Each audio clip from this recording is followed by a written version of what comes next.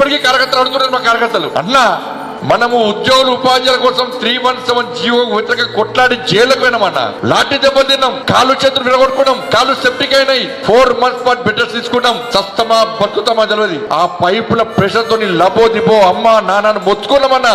కానీ ఆ రోజు మా భార్య పిల్లలు కనవాలే, మా కుటుంబాలు కనవాలే, మా కుటుంబాలు పక్కబట్టి సస్తమని తెలిసి కూడా 317 జీవోని రద్దు చేయాల్సిందని కొట్లాడినామన్న మనం. కానీ ఏమైందన్న కొట్లాడితే ఇదే ఉద్యోగులు ఉపాధ్యాయులపై కాంగ్రెస్ పార్టీకి ఓటేసారన్న. ఎందుకు కొట్లాడాలన్న మనం వాళ్ళ కోసం? ఎందుకు యుద్ధం చేయాలన్నా? ఎందుకు మన జీవితాలను ఖరాబ్ చేసుకోవాలన్నా? మా మీద రౌడీ షోడ్ ఓపెన్ చేసిరన్న. ఆ రోజు దేనికోసం కొట్టాలని చెప్పి మా కార్యకర్తలు ప్రశ్నిస్తే ఏమి సమాధానం చెప్పాలో ఇలా తెలంగాణ రాష్ట్రంలోని ఉపాధ్యాయ ఉద్యోగ వర్గాలు ఒక్కసారి గుండె మీద చేసుకుని ఆత్మవిమర్శ చేసుకోవాలన్నా.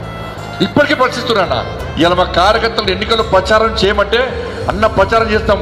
కనీసం ఇప్పుడన్నా ఈ ఉపాధ్యాయ ఉద్యోగ వర్గాలకు 317 జీవో సందర్భంగా మనం చేసిన యుద్ధం, మన పడ్డ బాధలు, మన పీద పడ్డ లాఠీ దెబ్బలు, మనకు కాళ్ళకు కుచ్చిన సీస వక్కలు, ఫైర్ ఇంజన్ ప్రెషర్తో కోట గోడకు తగిన మా గుండె మీద పడ్డటువంటి ఆ గాయాలు కనీసం ఈ ఎన్నికల సందర్భంలోనైనా కనీసం వినబడతాయా అన్న? మన అరుపులు వినబడతాయా? గాయాలు కనబడతాయా అని చెప్పి ఇప్పటికీ మా కార్యకర్తలు ప్రశ్నిస్తున్నారన్న. 317 జీవో మీ బాధను మా బాధగా భావించి ఎవరు కొట్లాడారో ఒక్కసారి తెలంగాణలో అన్ని ఉపాధ్యాయ సంఘాలకు విజ్ఞప్తి చేస్తున్నా. మీరు PRTయా, మీరు STయా, మీరు DTF ఎవరైనా కానీ సంఘాల నాయకులను నమ్మకండి. మీరు ఆ సంఘాల నాయకులు కేవలం ప్రభుత్వానికి కొమ్ము కాస్తారు తప్ప ప్రభుత్వాన్ని ప్రశ్నించే స్థితిలో ఇలా సంఘాల నాయకులు లేరన్న విషయాన్ని ఉపాధ్యాయులు ఆలోచించాలి. ఈ ఎన్నికల్లో మీరు ఒక్కసారి 317 జీవోను గుర్తించి, మా కార్యకర్తల యొక్క కష్టాలను గుర్తించి, మా కార్యకర్తలు పడ్డ బాధలను గుర్తించి ఇలా భారతీయ జనతా పార్టీ అభ్యర్థి మల్కం కోమరి గారికి ఓటేసి గెలిపించే ప్రయత్నం చేయండి.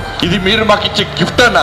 ఇవాళ మీరు మా అభ్యర్థిని గెలిపిస్తే ఇలా రాబోయే రోజుల్లో మా కార్యకర్తలు కూడా విశ్వాసం పెడుతుంది, ఒక నమ్మకం వస్తుంది, ఒక భరోసా వస్తుంది.